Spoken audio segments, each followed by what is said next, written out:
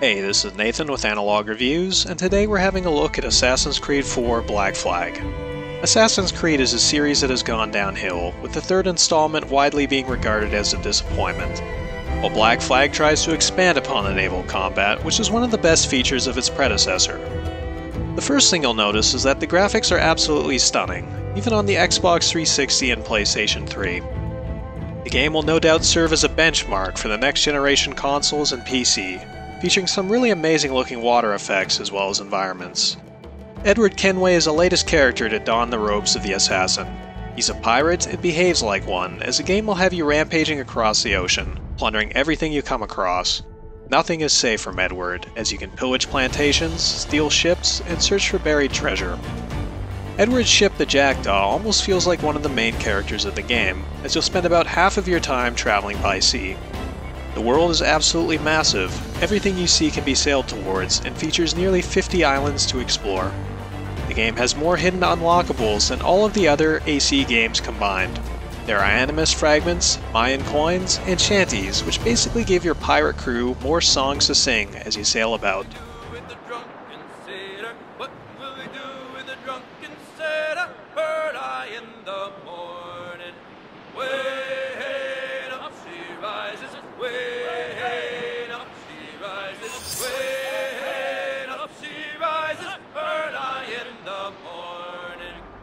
On your voyage, you'll meet plenty of other ships which you can attack and raid for supplies. After dealing sufficient damage, you'll be given the option to board, allowing you to kill the crew and seize control. Once successful, you'll be able to take the ship's precious cargo. Some of the resources can be sold at port, while others are used to upgrade the Jackdaw. The amount of upgrades and cosmetic additions to the ship are staggering, as you can upgrade the armor, cannons, as well as various other weapons.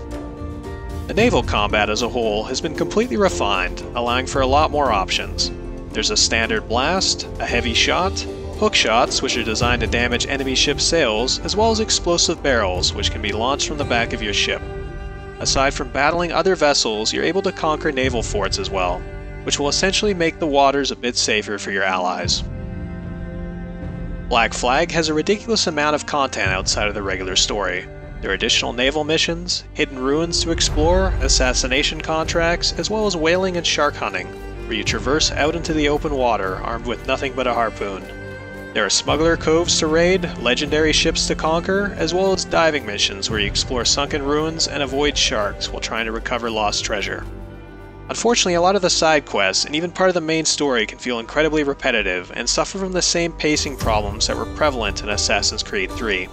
One moment, the game will have you completing unique and entertaining activities, but the next, you'll be forced to do repetitive escort missions. The majority of missions will have you following two people while eavesdropping on their conversations for about 15 minutes. If this was just once or twice, this would be fine, but it's seriously every second quest. There really isn't a whole lot of enjoyment to be had on land, as most of the fun comes from sailing the open seas. The sheer size of the world can be a bit annoying though, when you're just trying to do quests. That coupled with the naval stealth segments and being constantly bombarded by forts can be a bit tedious.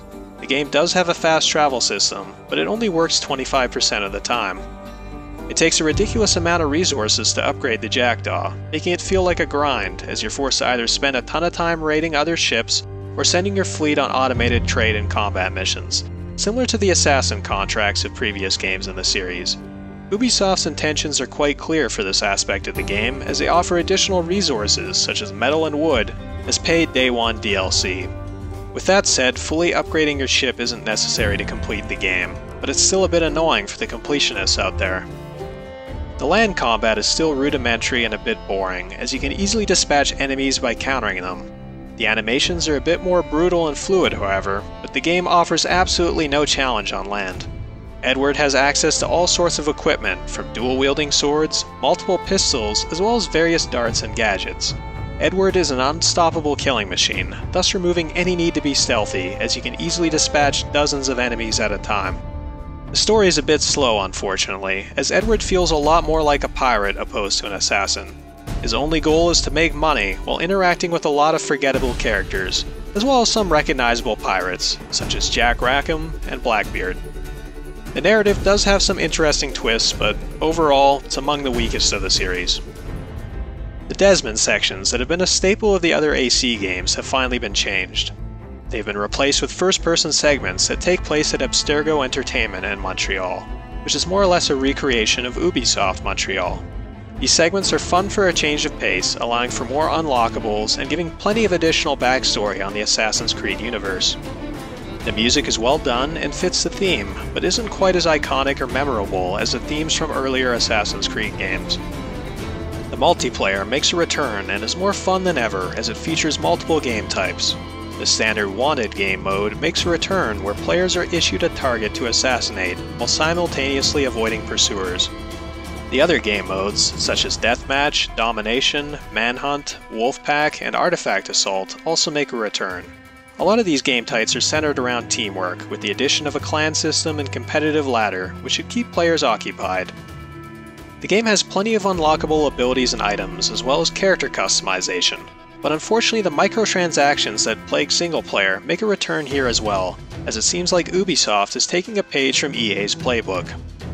Overall, Assassin's Creed 4 Black Flag is a decent game with amazing graphics, fun naval combat, and plenty of content. It unfortunately suffers from a somewhat weak narrative and repetitive gameplay segments. There's not much fun to be had on land, and the game feels more like a pirate-based action game opposed to a stealth title. With that said, it's still worth playing as a next-gen benchmark, and for its enjoyable multiplayer experience. Just don't expect it to be on par with Ezio's Italian adventures.